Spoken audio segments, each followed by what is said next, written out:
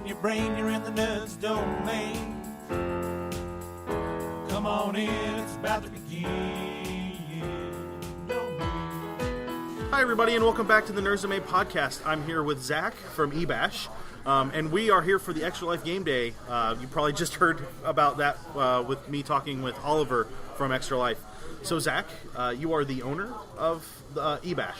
If you're filing a complaint, I'm not. But if you're giving us a compliment, I definitely Excellent. am. Well, and this is one of your 3 locations, is that correct? We have 2 operational right now. Okay. We've opened about 8 over 10 years, and we've tried different things, different places. Our newest one here in Indianapolis, we opened in January, and this is the one that, you know, we're from small town Indiana. Yeah. And we assumed when we built these that everybody in small town had nothing to do. What we found out is that now that we have an Indianapolis store, we're meeting so many more groups and cool people. Oh, yeah, absolutely. In the big city that now we're thinking, okay, where are we going next? Maybe Philadelphia or Atlanta or Dallas. Or we like the big city. And so you've got one here and in Terre Haute. And Terre Haute's the original store. That's the one we started. And that's in western Indiana for people who don't know. Yeah, it's right on the border of Illinois and Indiana. Okay. Halfway between Indianapolis and St. Louis. Okay. So tell us a little about EBash. So you had 10 years. So what happened 10 years ago to kind of get you into this? Yeah, it's a fun story. I actually auditioned for Shark Tank and flew out. And right on. Yeah, and did a thing. And so the spiel we had down for that was, it came from being a youth minister at our church. Okay. And we would have Halo parties at the church all night long on a Friday night. Oh, yeah. And we would have 30, 40 kids come into the basement of the church and staying up all night.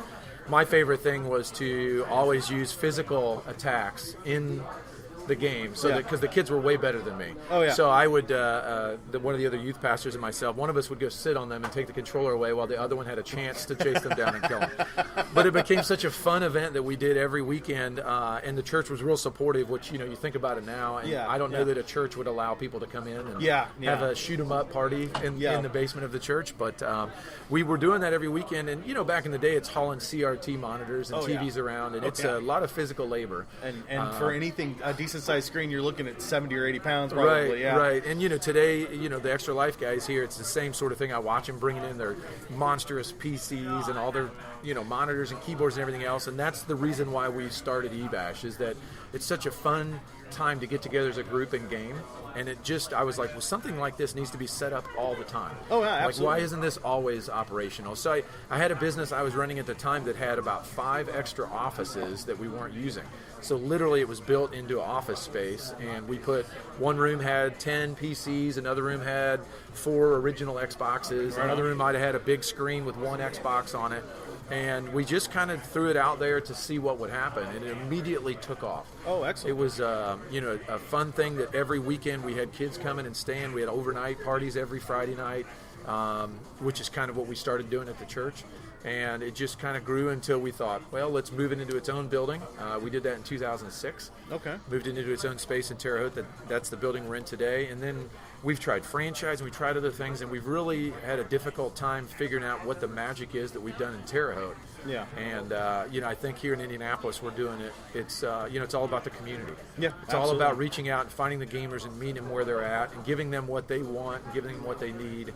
It's not a cookie cutter business that can be just, thrown out like Subways all over the U.S. Well, and it's a lot of active staff. I've noticed that you've got staff running around here like ants on an anthill. Yeah. Not a bad thing. You've got people working everywhere, so that's kind of awesome. Right, and a lot of it too is, I always use Subway as an example. You can't really get your Subway employees to come in for extra time. Like they're literally like, schedule me, I'll show up when I need to work. But our staff is so into gaming that if they're not working, then they're usually here hanging out and playing. Yeah, I came in on Thursday to drop off the wristbands, and I was like, yeah, so you excited? He's like, yeah, I'm supposed to work 6 to midnight.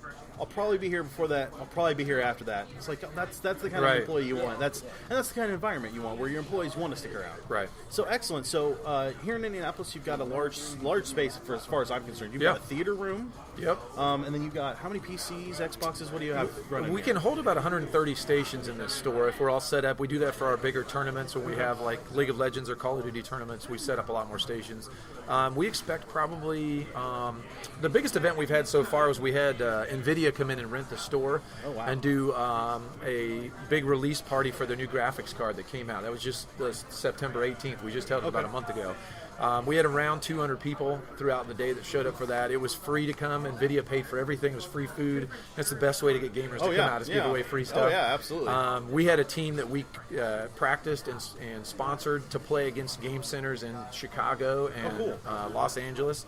And our team here dominated everybody. They all won free video cards. Oh, right on. Right on. You know, brand new released video cards that are like $600 a piece. They were super stoked. Oh, yeah. And, you know, again, those fun events are things that we love running. And here in Indianapolis, you know, today the funny thing is we have a birthday party at 10.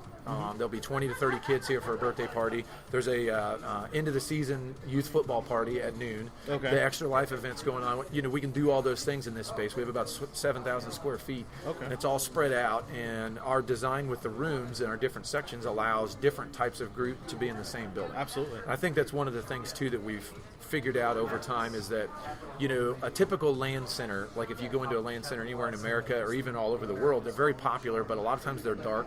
It's one big open space, and it's usually older, bearded gentlemen like ourselves, like us, that are sitting in there and playing League of Legends or Counter-Strike or World of Warcraft all night, and it gets that stereotype that doesn't make it welcoming to female gamers, moms that want to drop their kids off, families that want to come in and play.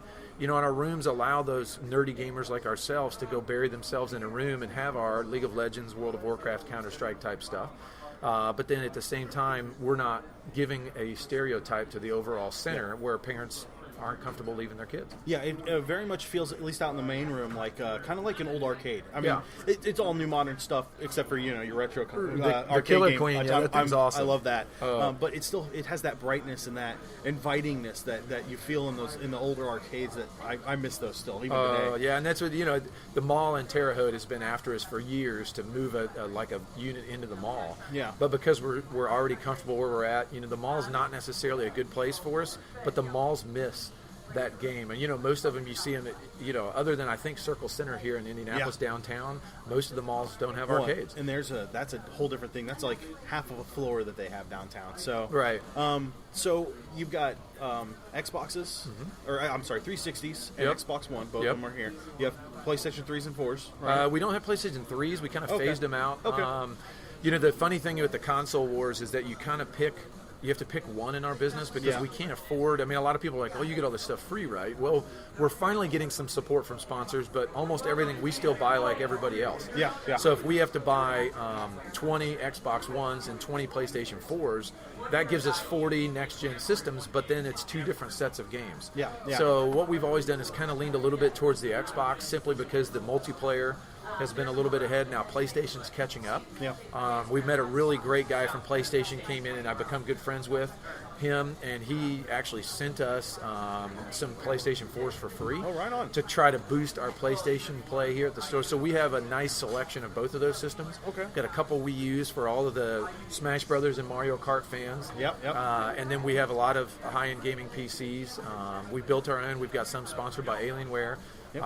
So, you know, usually if I tell everybody there's gamers, everybody's one step away from a gamer. Oh, yeah. You know, it's not the 6 degrees of Kevin Bacon, but Oh, it's yeah. the 1 degree of, you know someone who is a diehard gamer of some sort of system. Absolutely. Those diehard gamers walk into our store, and we want it to just be like a paradise for them. Whatever system they like, whatever type of games they like to play, we want to make sure that they find a place, a corner, a room in the store where they can meet people that love what they love.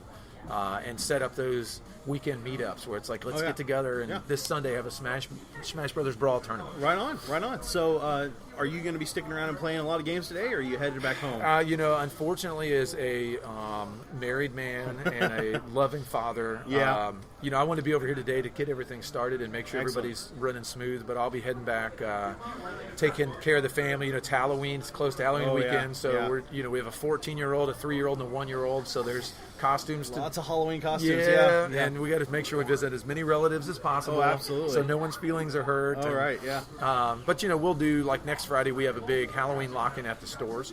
So we'll have everybody dressing up, and we'll give away, an entire box of candy to the best costume. And so we do a lot of fun stuff like that. Excellent. Well, so we've got 24 hours of gaming here. Starts at 9 a.m., runs to 9 a.m. You guys usually do overnights on Fridays and Saturdays. We do overnights every weekend. And, you know, I want to make sure everyone understands today, too, for the Extra Life thing. It's not I hope that a lot of people didn't see that it was a 24-hour thing and think if they didn't come at 9 o'clock, they can't come later. Right. We want people to come in and show up, even if you aren't going to stay and do the $25 pass to stay all night.